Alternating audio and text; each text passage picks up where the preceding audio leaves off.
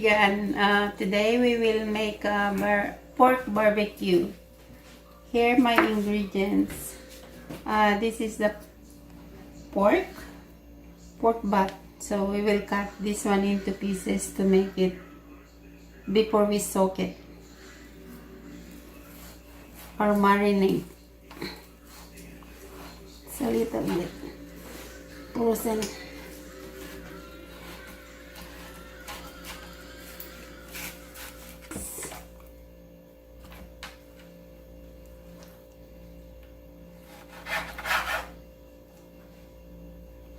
See how this is the right size, or if you want you can make it tinier like this. If you think that it's long, you can cut into pieces like that.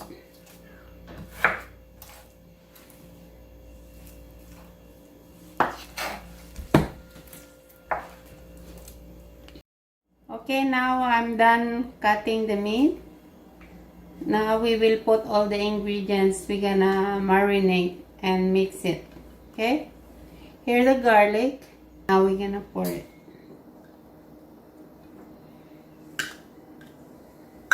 And this is the oyster sauce. This is half cup.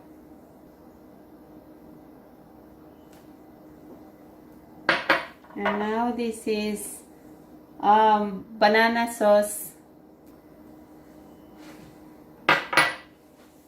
And now 1 bottle of Mamasita. This also a Filipino sauce.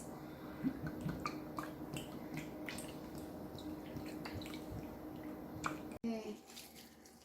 We will squeeze the lemon.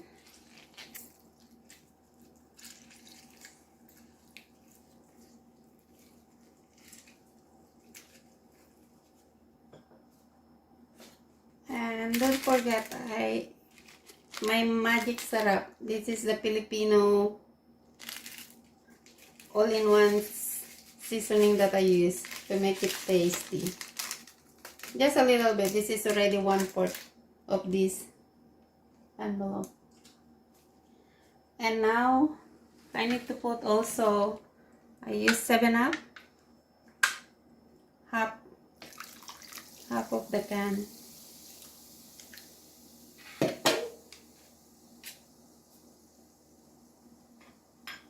Now I can start.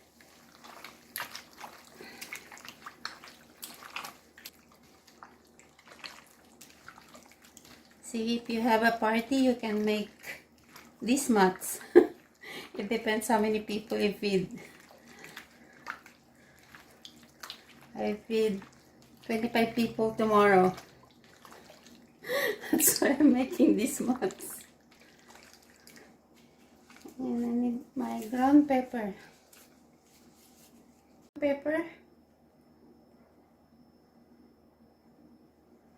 1 teaspoon.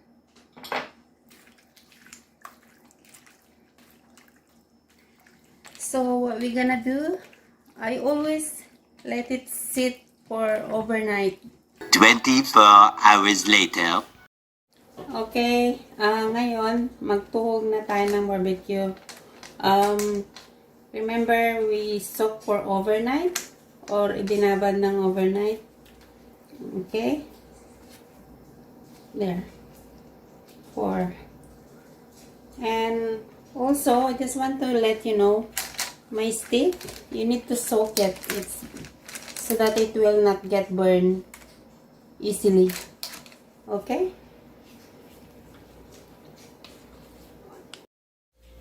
Okay, ngayon tapos na tayo tuhog. Okay, so ngayon we will do the sauce for Pampahid. Ito yung Mamasita soy sauce, 1 cup. And 1/4 cup of olive oil. And this is the banana sauce ketchup.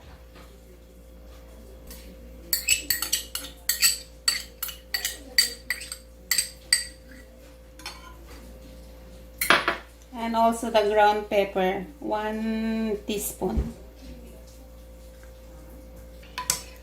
Okay, it's ready to go. Okay, eto na, ready na tayo mag-barbecue.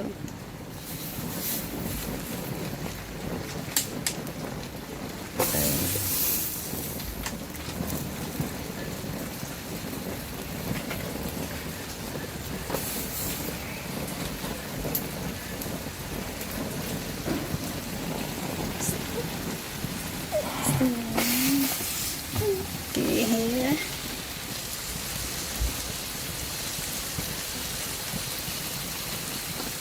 There you go.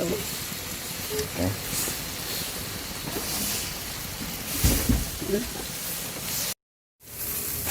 Okay, eto na. Malapit na maluto. So, we can start putting the sauce.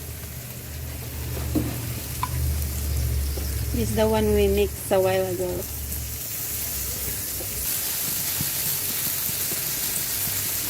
Filipino barbecue is the best.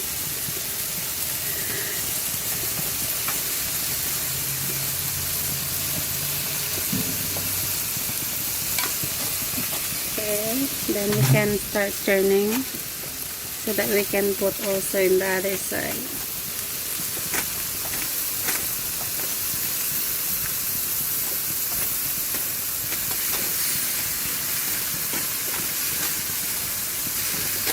There you go. Ayan.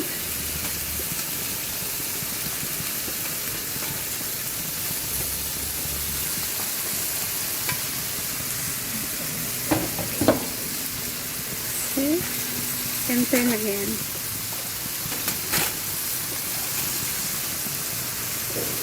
Okay. There. Ready to eat.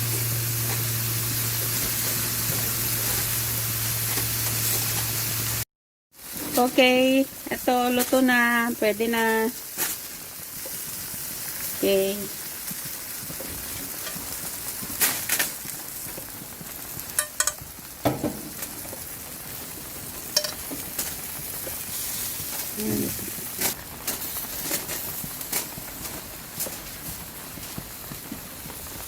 Okay, there.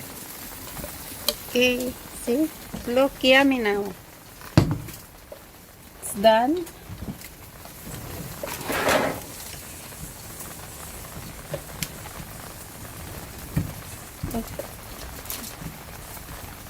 So if you like my video, please don't forget to like and subscribe. Thank you for watching. See you next time.